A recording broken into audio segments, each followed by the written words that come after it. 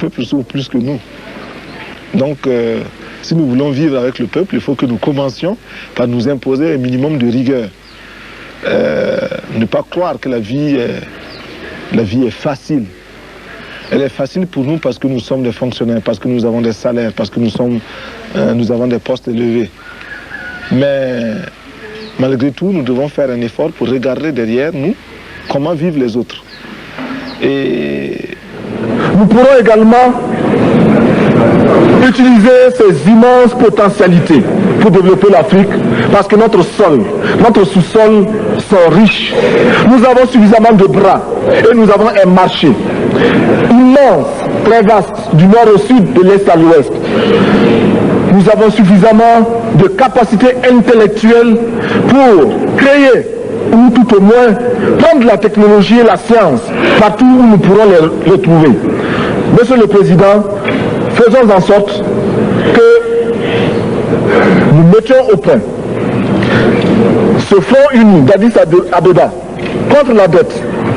Faisons en sorte que ce soit à partir d'Addis Abeba que nous décidions de limiter la course aux armements entre pays faibles et pauvres. Les gourdins et les coutelas que nous achetons sont inutiles. Faisons en sorte également que le marché africain soit le marché des Africains. Produire en Afrique, transformer en Afrique et consommer en Afrique. Produisons ce dont nous avons besoin et consommons ce que nous produisons au lieu d'importer. Le Burkina Faso est venu vous exposer ici la cotonnade produite au Burkina Faso, tissée au Burkina Faso, cousue au Burkina Faso pour habiller les Burkinabés. Ma délégation et moi-même, nous sommes habillés par nos tisserands, nos paysans. Il n'y a pas un seul fil qui vienne de l'Europe ou de l'Amérique. Je ne fais pas un défilé de mode, mais je voudrais simplement dire que nous devons accepter de vivre africain. C'est la seule façon de vivre libre et de vivre digne. Je vous remercie, Monsieur le Président. La patrie ou la mort, nous vaincrons.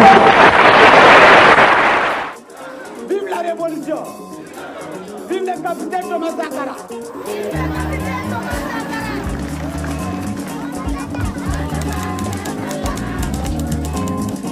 Cet homme en jaune, c'est Thomas Sankara, 38 ans, président du Burkina Faso. Sankara, c'était le président au cœur tendre, un idéaliste, un personnage étonnant, sans doute le président et le chef d'État le plus surprenant de la planète. La France ne comprend pas l'Afrique. Et il est grand temps qu'elle la comprenne. C'est un homme un peu dérangeant, le président Sankara. Il pose des questions, quoi. Avec lui, il n'est pas facile de dormir en paix. Je ne parle pas seulement au nom du Burkina Faso, mais également au nom de tous ceux qui ont mal quelque part. Je parle au nom de ces millions d'êtres qui sont dans les ghettos, parce qu'ils ont la peau noire. Je parle au nom des femmes du monde entier qui souffrent d'un système d'exploitation. Elles sont aujourd'hui dominées par des hommes eux-mêmes dominés. Donc elles sont doublement dominées.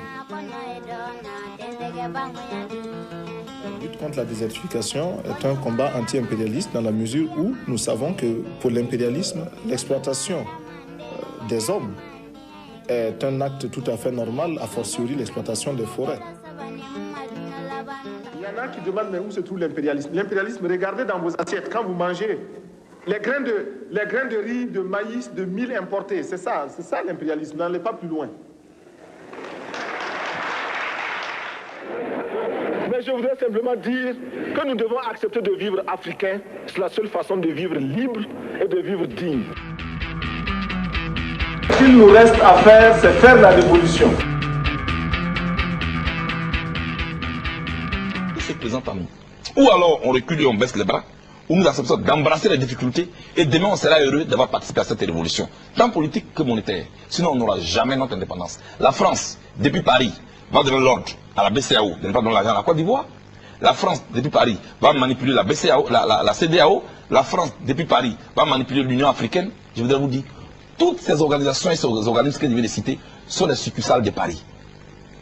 Ils vous diront non, la France nous menace, on a un peu peur. Regardez un peu tous les chefs d'État d'Afrique. La journée, ils sont d'accord avec la France. La nuit, ils dénoncent la France. Parce qu'ils sont liés quelque part. Regardez comment le président Bongo est mort. Là, un matin, la France se réveille, bien mal acquis. Il faut poursuivre M. Bongo, le président Bongo. Il en a tellement été choqué qu'une semaine après, il est décédé. Le président Mobutu, qui était tant choyé, n'a même pas eu droit à une sépulture honorable. Il n'a même pas pu avoir le visa français pour aller se soigner en France, ni en Belgique. Il est mort dans un pays africain. C'est comme cela qu'ils nous traitent. Nous sommes leurs chouchous quand nous sommes des présidents dociles et que nous leur permettons d'exploiter nos pays. Mais une fois qu'ils ont tout eu de nous, ils nous exposent. C'est un message que je lance à tous les Africains, où qu'ils se trouvent, qu'ils soient en France, qu'ils soient au Gabon, qu'ils soient au Togo, au Cameroun. Levez-vous, levons-nous, pour que notre continent puisse dire non. Il peut y avoir des crises dans un pays. Quand un voisin a une crise qui secoue ce voisin, on vient aider ce voisin. On ne vient pas faire la guerre à ce voisin. Je crois que la France est en train de vous manipuler. Réveillez-vous. L'Afrique vous appelle. C'est cela mon mot.